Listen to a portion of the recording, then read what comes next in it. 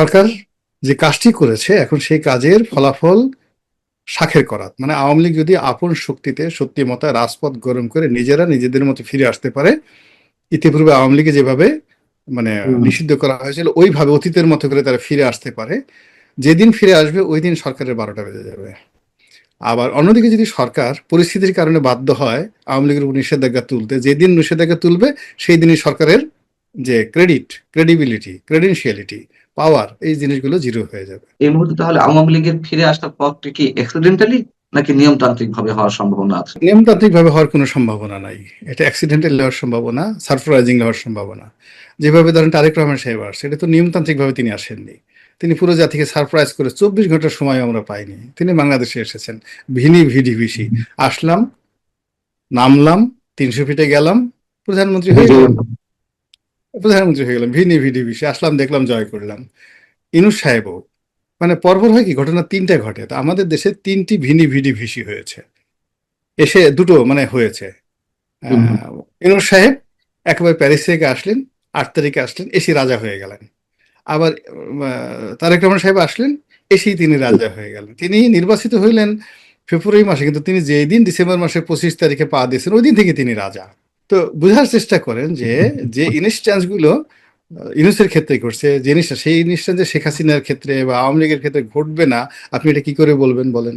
হ্যাঁ, তা আওয়ামী লীগ 17 বছর থেকে শুধু তো খারাপ কাজ করেনি, এই যে ভালো কাজগুলো যেগুলো করেছে, এখন এই আওয়ামী লীগের বিপদের সময় এই জিনিসগুলো রসায়ন হচ্ছে। এই রসায়নগুলোই জামাত, এনসিপি এবং বিএনপি এগুলো তাদেরকে পলিটিক্যালি, মেন্টালি, সোশ্যালি, স্পিরিচুয়ালি এগুলোকে মোকাবেলা করে। ঢাকা শহরে কাক নেই। আপনি একবার চিন্তা করতে পারছেন যে আওয়ামী লীগের আমলে এত কাক ছিল, হঠাৎ করে ঢাকা শহরে কাক নেই, গ্রামেও কাক নেই। আপনি বুঝতে পারছেন যে গেল এটা কোথায়? প্রকৃতির একটা কত বড়, না এটা প্রকৃতির একটা বিরাট অভিশাপ। আর প্রকৃতিতে কাক না থাকা মানে একটা অভিশাপ, এটা জানেন এটা? আপনি যখনই কোনো একটা হ্যাঁ, সমাজে হ্যাঁ, কাক হুম, না থাকবে, হুম, হুম, হুম, কাককে বলা হয় প্রকৃতির ডাস্টবিন। হুম। আমাদের রোগ জীবাণু ময়লা আবর্জনা দূর করা থেকে শুরু করে প্রকৃতি। কিন্তু ঢাকা শহরে আপনি হঠাৎ করে দেখেন গত ইউনূসের জমানা থেকে এই পর্যন্ত ঢাকা শহরে কাক নেই, কোনো কাকের ডাকাডাকি নেই। তাহলে এই যে আল্লাহর যে একটা গজব নাজিল হয়ে গেছে ইউনূসের জমানা থেকে এই কাকের মাধ্যমে, এটা বোঝার ক্ষমতা তো আপনাকে থাকতে হবে। আমন্ত্রণ জানাচ্ছি প্রিয় দর্শক, মানচিত্রের নিয়মিত আয়োজন কথোপকথনে আজকে আমাদের সঙ্গে আলোচনায় যুক্ত রয়েছেন সাবেক সংসদ সদস্য, রাজনীতিবিদ এবং কলামিস্ট গোলাম মাওলানা অনি। জনাব গোলাম মাওলানা অনি, আপনাকে স্বাগত জানাচ্ছি আমাদের অনুষ্ঠানে এবং প্রথমেই একটা বিষয়ে আপনার দৃষ্টি আকর্ষণ করছি বা আপনার বিশ্লেষণ একটু জানার চেষ্টা করবো, সেটি হচ্ছে যে আগামী 23শে জুন আওয়ামী লীগের প্রতিষ্ঠা বার্ষিকী। আওয়ামী লীগের বিভিন্ন ধরনের মিছিল বা কর্মকাণ্ড এখন প্রকাশ্যে আসছে, পুলিশের সামনে দিয়েও মিছিল করছে অনেকে। সেই জায়গা থেকে পুলিশ সদর দপ্তর থেকে একটি জরুরি বার্তা দেওয়া হয়েছে সারা দেশে পুলিশের কাছে। সেখানে একটি শব্দ উল্লেখ করা হয়েছে, একটি বাক্য, যে এই ধরনের কর্মকাণ্ড থেকে আইন শৃঙ্খলা বাহিনীর উপরে ক্ষুব্ধ আচরণ সংঘটিত হতে পারে বা তাদের উপর আক্রমণ হতে পারে। এই ধরনের শব্দটি এর আগে আমরা শুনিনি, কেন এখন এসে পুলিশ এই ধরনের শব্দ চয়নের মাধ্যমে সারা দেশে পুলিশকে সতর্ক করে দিচ্ছে? তার মানে পুলিশের মনোবল কি এখন ফিরে আসেনি, অথবা পুলিশকে আতঙ্কে রয়েছে আওয়ামী লীগকে নিয়ে? না, পুলিশ আসলে আওয়ামী লীগের নিয়ে আতঙ্কগ্রস্ত হবে না। এখানে হয় কি, সরকারকে খুশি করার জন্যে পুলিশকে অনেক কিছু করতে হয়। বাস্তবতা হলো যে যেখানে ওসি সাহেব তার ফোর্স সহকারে মোহাম্মদপুরের মতো জায়গাতে গিয়ে এই 15-20 জন বা 10-12 জন ছিনতাইকারী যাদের হাতে দেশীয় অস্ত্র শস্ত্র আছে তাদেরকে ফেস করতে পারছে না, তাদের হাতে পুলিশ লাঞ্ছিত হচ্ছে, মার খাচ্ছে। তো সেখানে অ্যাজ এ হোল আওয়ামী লীগের মতো একটা বড় দল, সেই বড় দলের যদি 2-3 হাজার লোক আসে, এটা আসলে মোকাবেলা করার মতো বাংলাদেশে কোনো থানা এই পর্যায়ে নেই। বিএনপির মধ্যে যে অন্তর্দ্বন্দ্ব কোলাহল এখন এমন পর্যায়ে রয়েছে, রাজনৈতিকভাবে বিএনপি, জামাত, এনসিপি তাদেরকে আসলে আওয়ামী লীগ মোকাবেলা সামনাসামনি করতে পারবে এরকম অবস্থা নেই। যেখানে আপনি চিন্তা করেন যে একজন পাওয়ারফুল মন্ত্রী মীর শাহে আলম, তো মীর শাহে আলম বেসিক্যালি বগুড়াতে বাড়ি, এটা তার প্রথম পরিচয়। দ্বিতীয় পরিচয় শোনা যায় তিনি তারেক রহমান সাহেবের বন্ধু। এই ভদ্রলোকের ভয়ে সে স্বরাষ্ট্রমন্ত্রীর মতো মানুষ তাকে তেল মারছে, মির্জা ফখরুল সাহেবের মতো মানুষ সেখানে কোনো নড়াচড়া নেই। মির্জা ফখরুল সাহেব যে বাংলাদেশের একজন মন্ত্রী, তিনি যে এলজিআরডি মন্ত্রী আমরা কেউ জানি না। তার আচার আচরণ দেখে বোঝা যাচ্ছে মনে হয় যেন উনি চারণ কবি হয়ে গেছেন। হ্যাঁ, এখন উনি কবিতা রচনা করবেন ইত্যাদি ইত্যাদি। হ্যাঁ, মানে দর্শন শাস্ত্র করবেন এবং খুব দ্রুত, মানে উনি মনে মনে চিন্তা করেন যে আল্লাহ খুব দ্রুত আমাকে একটা মান সম্মান সহকারে এখান থেকে নিয়ে যাও, আইদার তোমার ভেস্তে নিয়ে যাও অথবা আমাকে একটা রিটায়ারমেন্টের ব্যবস্থা করে দাও। এখন সেই লোক দুটো ইউনিয়নের নাম ছেলের নামে দিল, ভাতিজির নামে দিল আর একটা ইউনিয়নের নাম। তো সেই কাজটি এত মিডিয়া এত কিছু বলার পরেও মন্ত্রী বা প্রশাসনের পক্ষ থেকে কিছু হলো না, স্বয়ং প্রধানমন্ত্রীকে এটাকে হস্তক্ষেপ করতে হলো। ইট মিনস যে এখানে প্রধানমন্ত্রীর বাইরে অন্য কারো কোনো ক্ষমতা কাজ করছে না, নো বডি ইজ অ্যাক্টিং। কাজী এখানে ওই যে পুলিশ যে কথাটা বলেছে, যেখানে পুলিশের প্রতি আক্রমণ হতে পারে, এটা মূলত পুলিশকে অ্যালার্ট করা, পুলিশকে অ্যালার্ট করা। এখন আক্রমণ যখন হবে, এটার দুটো বিষয় আছে। পুলিশ বিক্ষুব্ধ হয়ে তাদেরকে ধরবে, এর প্রশ্নই আসে না। আর দ্বিতীয়ত হলো ওখানে আক্রমণ হতে পারে, ডোন্ট গো দেয়ার, ওখানে যেও না, সতর্ক হয়ে যেও। তো এখন যদি সতর্ক হয়ে পুলিশ ছেড়ে দেয়, তাহলে তো 23শে জুন সারা বাংলাদেশ মুসলিমের শহর হয়ে যাবে। এটা তো সরকারের জন্য খুবই একটা বিব্রতকর হয়ে যাবে। আবার যদি কন্ট্রাডিকশন অ্যান্ড কনফ্লিক্টে যায় যে আমাদেরকে মারতে পারে, ফলে আমরা ওখানে সমস্ত কিছু সেই জল কামান সল কামান সব জায়গাতে, ফলে কোনো একটা মিছিল দেখলেই সঙ্গে সঙ্গে সেখানে জল কামান ছেড়ে দেবে। তো আসলে এই যে যা কিছু করছে, it's an unpredictable situation outwardly, মানে বাহ্যিক দিক থেকে। কিন্তু ভিতরের দিক যদি আপনি দেখেন, পুলিশ খুব ভালো করে জানে যে বাংলাদেশে যে কিয়ামত হয়ে যায়, কিয়ামত হয়ে যায়, তবুও আওয়ামী লীগের কোনো একটা লোক পুলিশের একটা পশম স্পর্শ করবে না। এই পুলিশ বাহিনী গঠন করার জন্য, এই পুলিশ বাহিনীকে আধুনিকায়ন করার জন্য রাষ্ট্রের সব বাহিনীর এবং সব প্রতিষ্ঠানের শত্রু হয়েছে আওয়ামী লীগ। এবং আজকের এই পুলিশের যা কিছু রয়েছে, যা কিছু প্রাপ্তি, এর পেছনে শেখ হাসিনা আওয়ামী লীগের যে অবদান, সেই অবদান পুলিশের প্রত্যেকটা লোক জানে। এর কারণ হলো বাহিনীগুলোর কথাগুলো, নর্মালি প্রত্যেকটা বাহিনীর কথাগুলো যাকে বলা হয় একটা ক্যারেক্টারিস্টিক্স থাকে, শত শত বছর ধরে এরা এই ঐতিহ্য লালন করে। আপনি যদি ধরেন বাংলাদেশের আর্মির মধ্যে যারা অফিসার, তাদের মধ্যে টিল নাও জিয়াউর রহমানের প্রতি প্রচন্ড একটা দুর্বলতা আছে। সে অনেকগুলো মোকাবেলা করেছে, অনেক অফিসারকে ফাঁসিতে চড়িয়েছে, ডাজ নট ম্যাটার, কিন্তু তার প্রতি এটা মমত্ববোধ আছে। আবার অন্যদিকে যারা সাধারণ সিপাহী যারা আছেন, সোলজার যারা আছেন, তারা কিন্তু মারাত্মকভাবে এরশাদের ভক্ত। ফলে আপনি ক্যান্টনমেন্টের এলাকাতে প্রত্যেকটা সিপাহী জাতীয় পার্টি এবং এরশাদের যারা লোকজন আছে তাদেরকে মনে প্রাণে ভালোবাসে। এটা একটা ট্রেডিশন হয়ে গেছে। তদ্রুপ বিএনপির সঙ্গে নয়, আওয়ামী লীগের সঙ্গে পুলিশের যে সম্পর্কটা, মানে আওয়ামী লীগ সরকারটা আসলে একটা পুলিশ বান্ধব সরকার, প্রচন্ড একটা পুলিশ বান্ধব সরকার। সেটা বঙ্গবন্ধুর জামানাতে তিনি যেমন প্রোটোকল নেন, পুলিশের উপর নির্ভর করেছেন। আর শেখ হাসিনা তো পুলিশকে পারলে তো পুলিশের হাতে সবকিছু ছেড়ে দেন। ফলে এটা পুলিশ অনুভব করে। ফলে সেই অনুভবের জায়গা থেকে যেটাকে বলে অ্যাট্রোসিটি যেটা বলা হয়, এটা নিষ্ঠুরতা কখনো পুলিশ দেখাবে না। তারা মামলা করবে, গ্রেপ্তার করবে, হামলা করবে, যা কিছু করবে সেটা হলো ওই এলাকার যে পলিটিক্যাল যে পরিস্থিতি, সেই পরিস্থিতিকে কমপ্লাই করার জন্য, তার চাকরি বাঁচানোর জন্য। এই বাংলাদেশে বহু মানুষ রয়েছে যারা আওয়ামী লীগ দ্বারা উপকৃত, শেখ হাসিনা দ্বারা পার্সোনাল উপকৃত। যারা ক্ষতি হয়েছে তারা তো শেখ হাসিনাকে গালাগালি করবেই। এখন বিএনপির অনেক লোক ক্ষতিগ্রস্ত, তারা গালাগালি করবে, কিন্তু যে মানুষগুলো উপকার পেয়েছে তারা কি করবে? তারা শেখ হাসিনাকে চাইবে। আর যদি শেখ হাসিনা না পায়, আল্লাহর কাছে দোয়া করবে, আল্লাহ শেখ হাসিনাকে এনে দাও। তারা মানে কান্নাকাটি করবে, আফা কবে আসবে, ইত্যাদি ইত্যাদি হবে। এর বাইরে তো হবে না। এখন এই যে বেনজির এত খারাপ বলে সব মানুষ, এখন বেনজিরের দ্বারা তো বহু মানুষ উপকৃত হয়েছে। আপনি হারুনকে যত খারাপ বললেন না কেন, হারুনের দ্বারা তো বহু মানুষ উপকৃত হয়েছে। মেজর জিয়াউল হাসানকে আপনি যত খারাপ বলেন, যত খারাপ বলেন, খারাপ লোক খারাপ বলুক, কিন্তু তার দ্বারা যারা উপকৃত হয়েছে তারা তো তার জন্য দোয়া করবে। তা আওয়ামী লীগ 17 বছরে, হ্যাঁ, তা আওয়ামী লীগ 17 বছর থেকে শুধু তো খারাপ কাজ করেনি, এই যে ভালো কাজগুলো যেগুলো করেছে, এখন এই আওয়ামী লীগের বিপদের সময় এই জিনিসগুলো রসায়ন হচ্ছে। এই রসায়নগুলোই জামাত, এনসিপি এবং বিএনপি, এগুলো তাদেরকে politically, mentally, socially, spiritually spiritually এগুলোকে মোকাবেলা করতে। ঢাকা শহরে কাক নেই। আপনি একবার চিন্তা করতে পারছেন যে আওয়ামী লীগের আমলে এত কাক ছিল, হঠাৎ করে ঢাকা শহরে কাক নেই, গ্রামেও কাক নেই। আপনি বুঝতে পারছেন এটা প্রকৃতির এটা কত বড়, না এটা প্রকৃতির একটা বিরাট অভিশাপ। আর প্রকৃতিতে কাক না থাকা মানে একটা অভিশাপ, এটা জানেন? এটা আপনি যখনই কোনো একটা সমাজে কাক না থাকবে, কাককে বলা হয় প্রকৃতির ডাস্টবিন। হুম। আমাদের রোগ জীবাণু ময়লা আবর্জনা দূর করা থেকে শুরু করে প্রকৃতি। কিন্তু ঢাকা শহরে আপনি হঠাৎ করে দেখেন গত ইউনূসের জমানা থেকে এই পর্যন্ত ঢাকা শহরে কাক নেই, কোনো কাকের ডাকাডাকি নেই। তাহলে এই যে আল্লাহর যে একটা গজব নাজিল হয়ে গেছে ইউনূসের জমানা থেকে এই কাকের মাধ্যমে, এটা বোঝার ক্ষমতা তো আপনাকে থাকতে হবে। You must have the special knowledge হঠাৎ করে কাক নেই কেন। আপনি চারিদিকে দেখবেন কুকুরগুলো ডাকছে না আগের মতো। এই যে কুকুর যে ডাকছে না, কেন কুকুর ডাকছে না? সে নীরব হয়ে আছে কেন? আমাদের সমাজের এত নেড়িকুত্তা, এত কিছু চলতেছে, হঠাৎ করে কুকুর কেন? আপনাকে এই জ্ঞানগুলো সরকারের, আপনি দেখেন এই আধ্যাত্মিকতার জ্ঞান আপনার কার আছে বলুন তো? এই সরকারের মধ্যে কার আছে যে কুকুর কেন ডাকে না, কাক কেন শহর ছেড়ে চলে গেল? কিংবা সম্রাট আকবরের সময় মোল্লা দো পেঁয়াজার যে গল্প, সেই বিখ্যাত গল্প, বলেন তো দিল্লিতে কত কাক আছে, এত কিছুর হুম। মধ্যে হুম। কাক কেন আসলো? মানে কাক যে প্রকৃতির একটা অত্যন্ত গুরুত্বপূর্ণ এলিমেন্ট, এর সঙ্গে কাকের উপস্থিতি, কাকের ডাকাডাকি, কুকুরের ডাকাডাকি, এগুলোর সঙ্গে সমাজের অনেক কিছু নির্ভর করে।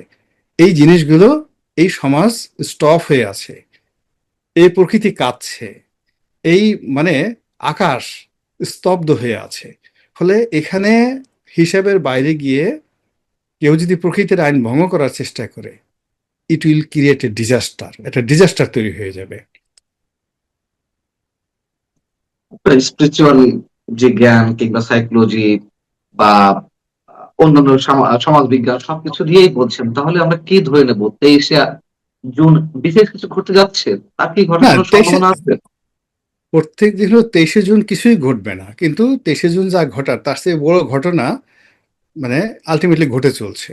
মানে আমরা যে 23শে জুনকে কেন্দ্র করে ভয় পাচ্ছি, হুম। পুলিশ রেড অ্যালার্ট জারি করছে, পুলিশ ভয় পাচ্ছে বা বলছে আমাদের প্রতি আক্রমণ হতে পারে, এটা হুম। হলো আওয়ামী লীগের যে প্রতিষ্ঠা বার্ষিকী, এই প্রতিষ্ঠা বার্ষিকীর প্রাথমিক বিজয়, একেবারে প্রাথমিক বিজয়। নর্মালি কি হওয়া উচিত ছিল? এই যে 23শে জুন তো 2025 সনেও গেছে, আমরা কি টকশো করেছি, কথা বলেছি? না, 23শে জুন তো, নিশ্চয়ই। হ্যাঁ, আমরা এটা নিয়ে কোনো কথাই বলিনি, কোনো কথা বলিনি। তো এখন হুম। 23শে জুন 25 সালে কথা বললাম না, 26 সনে এসে আমরা 23শে জুন নিয়ে কথা বলছি কেন? যখনই কথা বলছি it means this date has a significant value. এই যে ভ্যালুটা তার আছে, এটাই তাদের প্রাথমিক বিজয়। ওই দিন কিছু হলে সেটা হবে বোনাস, কিন্তু যা ঘটার তা আপনার আলটিমেটলি ঘটে গেছে। আপনার কি মনে হয় যেভাবে চলছে অর্থাৎ আওয়ামী লীগ রাজনৈতিক কার্যক্রম যে নিষিদ্ধ অবস্থায় আছে এবং সরকারের মধ্যেও সম্ভবত উপর থেকে যেটা বোঝা যাচ্ছে যে একটা স্বস্তি হয়তো আছে, ঠিক আছে আওয়ামী লীগ নিয়ে যা আছে তাই দিয়ে আমরা রাজনীতি করি, আওয়ামী লীগ আসলে আবার কোন ঝামেলা হবে, রাজনীতি উত্তপ্ত হয়ে উঠবে। যদি এরকম না হতো তাহলে তো আওয়ামী লীগ রাজনৈতিক কার্যক্রমের উপর নিষেধাজ্ঞার যে বিষয়টি নির্বাহী আদেশের মাধ্যমে হয়েছিল সেটি আইনে পরিণত হতো না। এই কারণে সম্ভবত হয়েছে, অথবা আরেক গ্রুপ বলে বা কেউ কেউ বলে যেটি আসলে আমাদের প্রধানমন্ত্রী বিষয়টি আদালতও ঘাড়ে দিয়ে দিয়েছেন, আওয়ামী লীগ থেকে কেউ একজন রিট করবে, হয়তো বৈধ হয়ে আসতে পারে, নানান ধরনের মতভেদ আছে। কিন্তু আপনার কাছে আমার প্রশ্ন যে এতে করে কি সরকার খুব লাভবান হচ্ছে সেই রাজনৈতিক শূন্যতার সৃষ্টির মধ্য দিয়ে বা আওয়ামী লীগ মতো দলকে একেবারে কোণঠাসা করার মধ্য দিয়ে? প্রথমত এই কাজটি সরকার বুঝে করেনি, বুঝে করেনি। মানে যে কারণেই করুক, কোর্টে দেখ আমরা যত কিছুই করি না কেন, কাজটা খুবই অন্যায় হয়েছে এবং এই কাজের খেসারত আগামী দিনে বিএনপিকে দিতে হবে, ভীষণ রকম বিএনপিকে দিতে হবে, জামাতকেও দিতে হবে, অন্যান্য রাজনৈতিক দলকে দিতে হবে এবং রাজনৈতিক অঙ্গনকে দিতে হবে। This is one. দুই নম্বর হলো যে আওয়ামী লীগ আহ, এই যে এখন তারা নিষিদ্ধ, এটাকে তারা খুব এনজয় করছে, ভীষণ রকমভাবে এনজয় করছে, এবং এটা সব দিক থেকে তাদের জন্য একটা লাভজনক। এ কারণে তারা নির্বিবাদে নিশ্চিন্তে যে কাজগুলো তারা করতে পারছে। অন্য সময় যদি হতো, এখন যদি নিষিদ্ধ না হতো, তাহলে তাদেরকে বলা হতো গুপ্ত দল, পালিয়ে থাকা দল, মানে জামাতের মতো। যেমন আওয়ামী লীগ হুম। পলিটিক্যালি জামাতকে যেভাবে একটা বিপদে ফেলে দিয়েছিল, তারা আইনগতভাবে বদ্ধ প্রেশার ক্রিয়েট করে তাদেরকে মানে যাকে বলে আন্ডারগ্রাউন্ডে পাঠিয়ে দিয়েছিল। এজন্য তাকে বলা হতো গুপ্ত দল। কিন্তু আওয়ামী লীগের ক্ষেত্রে সেই গুপ্ত দলটা আপনি বলতে পারবেন না, বিকজ আওয়ামী লীগ এখন আপনার নিষিদ্ধ করেছে, এখন নিষিদ্ধ আওয়ামী লীগ। তো নিষিদ্ধ আওয়ামী লীগ নিষিদ্ধ থেকে যে কাজগুলো তারা খুব অনায়াসে করতে পারছে এবং আগামীতে যারা করতে পারবে, তাতে করে তাদের ফিরে আসার যে পথ, এটা প্রশস্ত তারা নিজেরাই তৈরি করতে পারবে। এবং কোনো অবস্থাতে সরকারের পক্ষে এটা এখন যেভাবে তারা নিষিদ্ধ করেছে, এই সরকার মানে এখন এটা যদি তারা আদালতে তুলতে যায়, যেভাবেই হোক না কেন, এটা সরকারের জন্য অনেকটা নিজের বমি নিজে খাওয়ার মতো অবস্থা হয়ে যাবে। ফলে সরকার যে কাজটি করেছে এখন সেই কাজের ফলাফল শাখের করাত, মানে আওয়ামী লীগ যদি আপন শক্তিতে সত্যি মতো রাজপথ গরম করে নিজেরা নিজেদের মতো ফিরে আসতে পারে, ইতিপূর্বে আওয়ামী লীগে যেভাবে মানে হুম। নিষিদ্ধ করা হয়েছিল ওইভাবে অতীতের মতো করে তারা ফিরে আসতে পারে, যেদিন ফিরে আসবে ওই দিন সরকারের 12টা বেজে যাবে। আবার অন্যদিকে যদি সরকার পরিস্থিতির কারণে বাধ্য হয় আওয়ামী লীগের উপর নিষেধাজ্ঞা তুলতে, যেদিন নিষেধাজ্ঞা তুলবে সেই দিনই সরকারের যে ক্রেডিট, ক্রেডিবিলিটি, ক্রেডেনশিয়ালিটি, পাওয়ার, এই জিনিসগুলো জিরো হয়ে যাবে। আহ, আপনার কাছে আরেকটা বিষয় একটু জানতে চাই, সেটা হচ্ছে যে সুইস ব্যাংকের একটি প্রতিবেদন বেরিয়েছে, যে ইউনূস সরকারে আমরা দিন রাত দেখেছি আওয়ামী সরকারের বিরুদ্ধে যে টাকা পাচারের অভিযোগ, সেই টাকা ফেরত নিয়ে আসা হবে। মানে তাদের এক ধরনের বিহাইন্ড দ্য স্ক্রিনে রাজনৈতিক অস্ত্র ছিল এই বিষয়টি। আওয়ামী লীগের সময় অবশ্যই টাকা পাচার হয়েছে, কিন্তু যেটা জানা যাচ্ছে যে গত ১.৫ বছরে ইউনূস সরকারের সময় আওয়ামী লীগ আমলে যে টাকা পাচার হয়েছে তার তুলনায় অনেক বেশি পাচার হয়েছে। আপনি নিজেও আপনার সামাজিক যোগাযোগ মাধ্যমে হ্যাঁ, একটি স্ট্যাটাস দিয়েছেন। হ্যাঁ। 41% বেশি হয়েছে। হুম। বোঝার চেষ্টা করুন যে গত 1.5 বছর মানে আওয়ামী লীগের পতনের পরে পুরো অর্থনীতিটা একটা ধস নেমেছে। তো এখানে যারা টাকা চুরি করেছে, পাচার করেছে, তারা সবাই অলমোস্ট টাকার বস্তা পেয়েছে, থোক। এটা কোনো উপার্জন করা নয়, আর এটা কোনো কমিশন, ঘুষ নয়। এটা তারা জাস্ট একটা থোক পেয়েছে। এখন এটা কি হুম। কোনো ব্যাংকের থেকে টাকাটা ভোর থেকে নিয়েছে, না কোনো আওয়ামী লীগ নেতার বাসা থেকে নিয়েছে, নাকি একেবারে কেন্দ্রীয় ব্যাংক থেকে নিয়েছে, কোথা থেকে নিয়েছে আমরা বলতে পারবো না। নিয়েছে, নাম্বার ওয়ান। নাম্বার টু হলো এখানে পুরো জমানাটাতে আওয়ামী লীগের মানে ইউনূসের জমানাতে ইউনূসের যারা লোকজন তারা 1% বেনিফিশিয়ারিও না। আপনি ধরেন যদি 1,00,000 ভাগের 1 ভাগ বেনিফিশিয়ারি ইনুস অ্যান্ড গং, এদের সংখ্যা নট মোর দ্যান 100। কিন্তু বাকি যদি আপনি 10 লাখ লোক ধরেন, এই 10 লাখ লোকের মধ্যে আপনার 8 লাখ লোক হলো বিএনপির, হুম। 1.5 লাখ লোক হলো জামাতের, আর 50,000 লোক হলো এই বাচ্চা কাচ্চা এনসিপির, এর যে হান্নান মাসুদ এদের। হুম। তাহলে এই আপনি 10 লাখ লোক ধরেন সারা বাংলাদেশের পলিটিক্যালি সবকিছু নিয়ন্ত্রণ করেছে ইউনুস জমানাতে। তাহলে আপনি যদি লুটপাট ধরেন, তাহলে এই লুটপাটের যদি ধরেন তাহলে আপনার মানে ইউনূসের তো 100 জনের বেশি লোক ছিল না, নট মোর দ্যান 100। বাকি লোক কাদের? জামাতের, এনসিপির এবং বিএনপির একটা বিরাট অংশ। ফলে এই যে বিএনপির যে বিরাট একটা অংশ, এই যে সুইস ব্যাংকে টাকা পাচার হয়েছে, এইটার যে রিপোর্টটা ইন পার্সেন্ট টিআইবি বর্ণ যে প্রতিষ্ঠান যখন করবে, তখন সবার আগে তারা দায়ী করবে বিএনপির লোকজনকে, দ্বিতীয় দায়ী করবে জামাতের যারা লোকজন আছে তাদেরকে, এবং জামাতে তখন এই যে জান্নাতের টিকিট, সৎলোকের শাসন, এই জিনিসগুলো সব এলোমেলো হয়ে যাবে। এখন ইদানিং তো ধরেন জামাতকে নিয়ে যে সকল কথাবার্তা হচ্ছে, ইসলামী ব্যাংক, তারপরে শেষে অন্যান্য বিষয় নিয়ে ওই যে লোন টোন নিচ্ছে, মানে তাদেরকে আমরা যত ভালো মনে করছিলাম বা যত আল্লাহর মানে অলি মনে করছিলাম, কিন্তু বাস্তবে এখন এমন তথ্য আসছে, বিএনপির লোকজনই বলছে, সেই তথ্যগুলো আগামীতে যখন রিপোর্ট আকারে আসবে এই সুইস ব্যাংকের এই ঘটনায়, আপনি দেখবেন যে আমাদের চোখ কপালে উঠবে না। আগে তো বললাম চোখ কপালে উঠে, আমাদের এই সমস্ত কথা শোনার সাথে যে চোখ চান্দিতে উঠে যাবে। মাথার ওই যে যেখানে মাথার মুড়ি থাকে সে চান্দির উপর দেখবেন দুইটা চোখ উঠে গেছে আর কি। এই অবস্থা, আকাশের দিকে তাকায় ছাড়া কোনো উপায় নাই আর কি। আর সামনে কপালে চোখ উঠলে তো ব্যাটারির মতো, টর্চের মতো দেখা যাবে, একটা চোখ চান্দির মধ্যে দুইটা চোখ থেকে যাবে কি চুলের মধ্যে। তা এরকম অবস্থা তৈরি হয়ে যাচ্ছে, এবং সবচেয়ে দুর্ভাগ্য হলো ওই যে বিএনপির আগের জমানাতে আপনি দেখেন যে একটা ব্যাড ইনস্ট্রুমেন্ট ছিল যে 5 বার দুর্নীতিতে চ্যাম্পিয়ন। আপনি দেখেন এইবার মানে যে রিপোর্ট আসছে, টিআইবির যে রিপোর্ট আসছে, সেই রিপোর্টে দেখেন কোন জায়গাতে আসে এই যে টিআইবির গ্রুপের সাথে যে প্রধানমন্ত্রী দহরম মহরম সম্পর্ক, তার বারবার যে তুয়াজ করছে, তদবির করছে, এর কারণটা কি? কিন্তু ঘটনাটা তো আসলে বাংলাদেশের ইফতেখার সাহেবের কিছু করার নেই।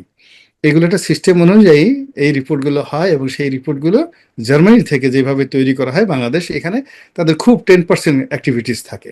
এখন সেই তথ্যগুলো তারা যেখান থেকে নেয়, সেই তথ্যের ভিত্তিতে যে ভয়াবহ চিত্র তুলে আসছে, সুশাসন, তারপর শেষে অবিচার, অনাচার, ঘুষ, দুর্নীতি, এটা রীতিমতো আওয়ামী লীগ না বিএনপিকে এমন ভোগান ভোগাবে যেটা অতীতের যে কোনো সময়। এবং দেখেন আসলে কয় না যে মানুষের তকদির, 4 আঙ্গুল কপাল, কখনো আপনি কবরে যান, কবরও আপনার সাথে কপাল যাবে। তো 2001 থেকে 2006 সনে বিএনপির যে সমস্যাগুলো ছিল, এবার আমরা সবাই আশা করেছিলাম যে সেই সমস্যাগুলো থাকবে না। কিন্তু এখন বলেন তো 2001 সন থেকে এই পর্যন্ত ওই সময় যে সমস্যাগুলো ছিল তার কোনটা এখন নাই? জাস্ট আক্স ঠিক। ইউরোসিয়া। তো যার জন্য হুম, হয় হুম, কি, এই সামনে যে দিনগুলো আসছে এই দিনগুলো বিএনপি যত মানে যাকে বলা হয় ভুল করবে, যত মানে তার দুর্নাম হবে বদনাম হবে, তত বেশি এই যে 23শে জুন নিয়ে মানুষের আতঙ্ক বাড়বে। এবং ঘুরে ফিরে ইউনূসকে নিয়ে আমরা যত গালি দেই না কেন, আলটিমেটলি গালিগুলো তারেক জিয়ার ঘাড়ে আসবে। হুম, এর হুম, কারণ হলো বর্তমান সরকারকে তো বলা হয় যে ডক্টর ইউনূসের ভার্সন 2, হুম, হুম। সেকেন্ড ভার্সন, সেকেন্ড এডিশন, দ্বিতীয় সংস্করণ। তার মানে যত সব লোকজন রয়েছেন, আমির উমরা থেকে শুরু করে পাইক পেয়াদা সিপাহি সালার, সবই তো মানে ইনুজ্জামানার সবকিছু। এখানে তো তেমন কিছু আপনি নতুন কিছু করতে পারেননি, নতুন কোনো কিছু করতে পারেননি।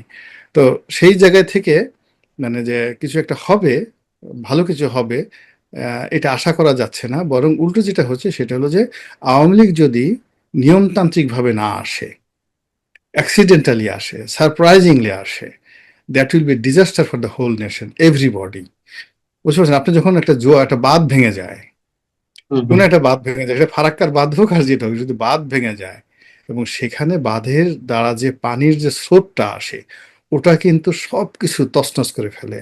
ফসলের মাঠ ঘাট, বাড়ি ঘর, জায়গা জমি, মানুষের জীবন, পশু টশু সব ভাসিয়ে নিয়ে যায়। নর্মাল বন্যা আর বাঁধ ভাঙা বন্যা কিন্তু ডিফারেন্স। তো একটা নিয়মতান্ত্রিক উপায়ে আওয়ামী লীগ রাজনীতি করবে, মাঠ দখল করবে, সবকিছু করবে, সেটা মানে একেবারে নর্মাল বন্যার মতো। একটা বন্যা হচ্ছে, আওয়ামী লীগ বিজয়ী হয়েছে। কিন্তু যদি হঠাৎ করে এরকম ঘটনা ঘটে, অর্থাৎ কাপ্তাই লেক যদি বর্ষাকালে ভেঙে যায়, কাপ্তাই লেক বর্ষাকালে যদি ভেঙে যায়, তখন যে অবস্থাটা হবে, আপনার বর্ষাকালে যদি হঠাৎ করে ফারাক্কা ব্যারেজটা ভেঙে যায়, আপনি দেখবেন যে পুরো রাজশাহী শহর উড়ে গেছে, রাজশাহী শহর কিছু থাকবে না। মানে এমন একটা অবস্থা, রাজশাহী শহর কিছু এর থাকবে না। সম্ভাবনা কোনটি? অ্যাক্সিডেন্টালি ফেরার সম্ভাবনা, মানে আপনার অতীত অভিজ্ঞতা থেকে বা ভূ রাজনৈতিক জায়গা থেকে, আন্তর্জাতিক বিভিন্ন এক্সাম্পল তো নিশ্চয়ই আপনার সামনে আছে। সেই জায়গা থেকে যদি প্রশ্ন করি যে এই মুহূর্তে তাহলে আওয়ামী লীগের ফিরে আসার পথটি কি অ্যাক্সিডেন্টালি নাকি নিয়মতান্ত্রিক ভাবে হওয়ার সম্ভাবনা আছে? নিয়মতান্ত্রিক ভাবে হওয়ার কোনো সম্ভাবনা নাই। এটা অ্যাক্সিডেন্টাল হওয়ার সম্ভাবনা, সারপ্রাইজিং হওয়ার সম্ভাবনা। যেভাবে ধরেন তারেক রহমান সাহেব আসছে, এটা তো নিয়মতান্ত্রিক ভাবে তিনি আসেননি।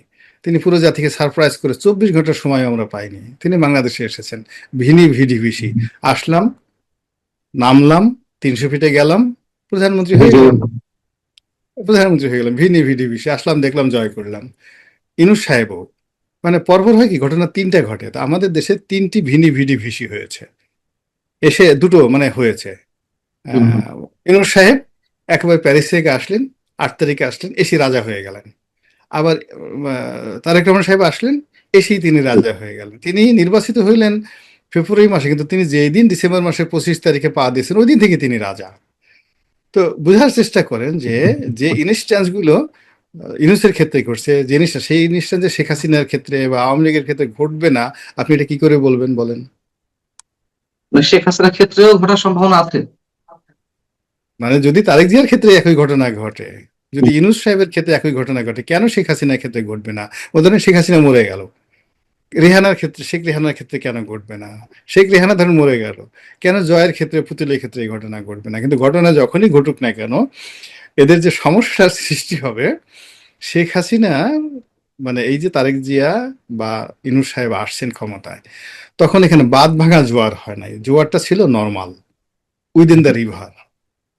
কিন্তু আওয়ামী লীগের যে প্রত্যাবর্তনটা যদি অনিয়মতান্ত্রিক ভাবে হয়, সেখানে জোয়ারটা হবে বাঁধ ভাঙ্গা, সেই জোয়ারে সমস্ত বাঁধ ভেঙে দেবে। আর সেই বাঁধ ভাঙলে কি সর্বনাশ হবে বুঝতে পারেন আপনি আমি। মানে যখন আছেন আগুন লাগলে দেবালয়ও কিন্তু রক্ষা পায় না। আপনি পান না, এত মিষ্টি মিষ্টি কথা বলছেন, আমি গোলাম মোল্লা রনি মিষ্টি মিষ্টি কথা বলতে, দেখা গেল আওয়ামী লীগেরই কোনো পান্ডা বা শিবিরের কোনো পান্ডা হঠাৎ করে আওয়ামী লীগ হয়ে গেছে। আওয়ামী লীগ হয়ে সেই আওয়ামী লীগ জমানাতে 2008 সনে আপনি কি বলছেন, 10 সনে কি বলছেন, সেইটার একটা ভিডিও ফুটেজ বের করে পান্নাকে মারো। বুঝছিস ঘটনাটা? গোলাম মোল্লা রনি 2014 সনে কি লিখেছে, 15 সনে কি লিখেছে, আমরা যে এখন এত মিষ্টি মিষ্টি কথা বলছি, ডাজ নট ম্যাটার, এটাকে ধরে রাখো। এই ফলে এই যে ডলা খাওয়া পার্টি, মানে বাদ ভাঙা যখন হবে এভাবে ডলার চোটে দেখবেন যে কত মানুষ যে শেষ হয়ে যাবে। যে এখন যারা যারা কথাবার্তা বলছে, এভরিবডি ইজ ইন ডেঞ্জার। ফলে আমরা দোয়া করি, আশা করি যে সবকিছু নিয়মতান্ত্রিক ভাবে হোক, কোনো জিনিসই বাদ ভাঙা ভালো না। মানে জোয়ার স্বাভাবিকভাবে আসুক, বন্যা স্বাভাবিকভাবে আসুক। অনেক অনেক ধন্যবাদ। ধন্যবাদ গোলাম মাহমুদুর রনি আপনাকে আমাদেরকে সময় দেওয়ার জন্য। আপনি ভালো থাকবেন। আপনার প্রেডিকশন জি, গুলো বাস্তবে পরিণত হোক, মানে ভালো প্রেডিকশন গুলো বাস্তবে পরিণত হোক জি, জি। সেটাই আমরা চাই। দর্শক আপনারা যারা